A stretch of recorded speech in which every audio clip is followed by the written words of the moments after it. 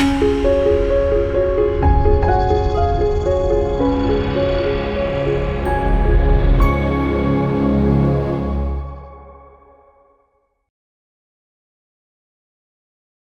మాత్రం. నేను మీ journalist Navata. Welcome to R voice.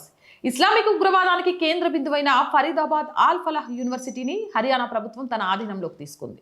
ఈ ప్రైవేట్ సంస్థలో అనేక చట్టపరమైన ఉల్లంఘనలు, ఆర్థిక అవకతవకలు జరిగినట్లు విచారణలో బట్టబయలైంది. ఈ నేపథ్యంలో హర్యానా సర్కార్ ఈ యూనివర్సిటీని తన ఆధీనంలోకి తీసుకుంది. ఈ మొత్తం వ్యవహారాన్ని సీనియర్ ఐఏఎస్ అధికారి అమిత్ కుమార్ అగర్వాల్ పర్యవేక్షించారు. విశ్వవిద్యాలయం పరిపాలన, ఆర్థిక వ్యవహారాలను సమీక్షించే బాధ్యత ప్రభుత్వం ఈయనకే అప్పగించింది. సుమారు 1700 మంది విద్యార్థుల విద్యా భవిష్యత్తుకు ఎలాంటి ఆటంకం కలగకుండా చూసుకుంటూనే ఈ సంస్థను స్థిరీకరించడానికి ఈ చర్య అవసరమని అధికారులు తెలిపారు. చట్టబద్ధమైన నిబంధనలను అనేక రకాలుగా ఉల్లంఘించారని విచారణలో తేలింది.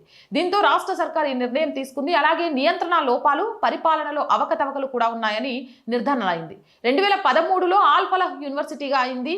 అయినా సరే అక్రిడేషన్ పొందలేదు. దీంతో విద్యా ప్రమాణాలపై తీవ్ర ఆందోళన వ్యక్తమైంది.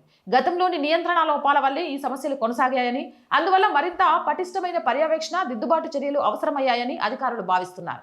2025 నవంబర్లో జరిగిన ఎర్రకోట పేలుడుతో విశ్వవిద్యాలయానికి సంబంధాలున్నాయన్న ఆరోపణలు రావడంతో ఈ యూనివర్సిటీపై అందరి కళ్ళు పడ్డాయి. 2025 నవంబర్లో రెడ్ ఫోర్ట్ మెట్రో స్టేషన్ సమీపంలో జరిగిన తీవ్రమైన పేలుడులో కనీసం 15 మంది మరణించగా పలువురు గాయపడ్డారు. ఈ ఘటనపై జరిపిన దర్యాప్తులో హర్యానా, ఉత్తరప్రదేశ్, జమ్మూ కాశ్మీర్తో సహా పలు రాష్ట్రాలకు విస్తరించి ఉన్న ఒక వైట్ కాలర్ టెర్రర్ మాడ్యూల్ ఉన్నట్లు ఏజెన్సీలు వెల్లడించాయి. ఆత్మాహుతి దాడికి పాల్పడినట్లు అనుమానిస్తున్న డాక్టర్ ఉమర్ నబీ విశ్వవిద్యాలయం యొక్క వైద్య కళాశాలలో సహాయ ఆచార్యుడని నిర్ధారణ అయింది. ఆయుధాలు, పేలుడు పదార్థాలతో సంబంధం ఉన్న డాక్టర్ ముజీముల్ షకీల్, డాక్టర్ షాహిన్ షాహిద్ కూడా ఈ సంస్థతో సంబంధం కలిగి ఉన్నారు. ఈ నెట్వర్క్ కు జైషే ఏ మహమ్మద్, అన్వర్, గజ్వత్ ఉల్ హింద్ వంటి ఉగ్రవాద సంస్థలతో సంబంధాలు ఉన్నాయని సమాచారం. మోసం, ఆర్థిక అవకతవకల ఆరోపణల నేపథ్యంలో Delhi police crime branch Al Falah university chairman Jawad Ahmed సిద్దికీని అరెస్ట్ చేసిన విషయం తెలిసిందే. మనీ లాండరింగ్ నిరోధక చట్టం 2002లోని సెక్షన్ 19 కింద ఎన్ఫోర్స్మెంట్ డైరెక్టరేట్ సిద్దికీని అరెస్ట్ చేయించింది.